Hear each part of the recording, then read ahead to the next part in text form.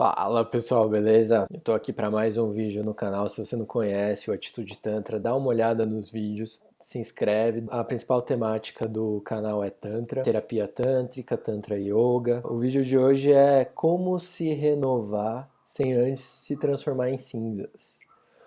Essa frase é uma frase do Nietzsche, né? Ele tem várias frases de efeito. E essas frases de efeito, para mim, uma vez que eu comecei a entender a perspectiva do Tantra com relação à realidade, com relação à existência, as frases de efeito do Nietzsche, para mim, ficaram muito mais claras, porque ele joga com esse paradoxo das contradições, né? Então, as frases de efeito dele, normalmente você nota princípios tântricos. Quando eu falo princípios tântricos, eu estou me baseando nos 112 sutras do Tantra original, de um livro chamado Vigyan Bhairav Tantra, né, que em tradução livre significa técnica de ir além da consciência. Esses sutras, eles normalmente têm esse quê paradoxal, eles são não duais, eles se desenvolvem dentro de um contexto hindu, e no hinduísmo, né, as deidades, assim como na nossa cultura ocidental, judaico-cristã, na cultura hindu existe uma tríade, uma trindade, né, que é Brahma, Vishnu e Shiva,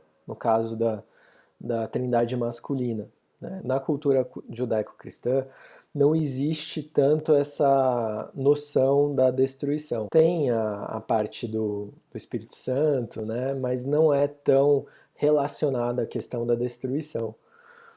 Agora, o arquétipo de Shiva, né, ele está muito relacionado à destruição, só que não é uma destruição como a gente está acostumado aqui no Ocidente, a destruição, destruir a forma como a gente lida com a natureza, é uma destruição com consciência, porque a gente sabe que depois daquele desapego, processo renovador, tem também muito a ver com o arquétipo da Fênix, né? A Fênix, ela renasce das cinzas. Shiva, da mesma forma, ele transforma as coisas em si em cinzas para então o novo surgir. É interessante que essa questão da destruição, ela também não é vista como algo bem e mal. A moral do bem e mal, né? Certo e errado. Para a realidade, a gente às vezes sofre com as coisas que se vão, né? Sofre para desapegar de certas coisas e muitas vezes o desapego ele vem em um momento em que a gente menos espera. Tem inclusive um dos sutras do Patanjali que ele fala que o sentido da vida é o desapego. Se o sentido da vida é o desapego, né, a gente pode parar para refletir, né, o que acontece com a vida? O que é o aprendizado da vida, né? A gente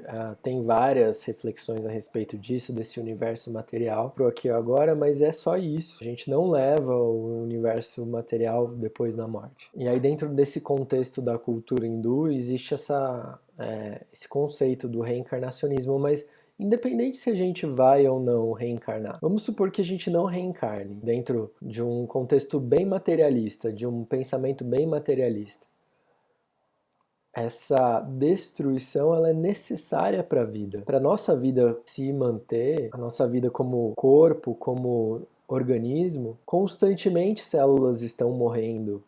Uma vez eu vi um trecho de um vídeo falando que o câncer é aquela célula que não quer morrer. Aí começa a se reproduzir. Tem outras manifestações do câncer, não é necessariamente a célula que não quer morrer, alterações genéticas, mas é realmente o organismo ele não sabe lidar com aquela informação genética e aí aquela célula começa a se reproduzir descontroladamente, muitas vezes, ou de forma anômala dentro do nosso organismo. O lidar com a morte, o lidar com o desapego, está muito em voga dentro do Tantra, né? Porque isso faz parte da vida. E normalmente as pessoas pensam assim, mas Tantra é sexo, né? Tantra é meditação do sexo. Não, Tantra é técnica, né? E aí envolve várias questões, o sexo inclusive, mas outras questões, como o desapego, a morte, né? Então esse olhar para essa dimensão da existência, que ela é finita, que a gente também enquanto sociedade encara esse fato como um tabu, ninguém gosta muito, se sente muito confortável de falar sobre a morte. E aí, o que vai acontecer caso você morra, caso eu morra? O que acontece? Quais são os processos internos? Difícil falar sobre isso, né, para a maior parte das pessoas. Agora, isso é tão natural, isso faz parte da vida, só que dá medo, porque normalmente o que a gente vê as pessoas vivendo de forma displicente. Então, da mesma forma como elas vivem, elas morrem. Então, a gente vê muita gente sofrendo na hora da morte. Quando o sofrimento fica mais evidente, então a maior parte das pessoas gosta de ignorar isso. Mas dentro da perspectiva tântrica, né? E aí se a gente observa a natureza, na natureza não existe uma luta contra a morte. Nós, seres humanos, lutamos contra a morte. Não é à toa que isso tem se refletido em doenças, cada vez doenças novas, doenças para que a vida haja, é necessário que haja a morte. Então, essa frase do Nietzsche, que eu acho super interessante, tem tudo a ver com o Tantra e por isso que eu estou falando sobre isso hoje. Beleza? Isso aí, vou ficando por aqui. Então, se você gostou do vídeo, dá um like, se inscreve no canal, dá uma olhada nos outros vídeos.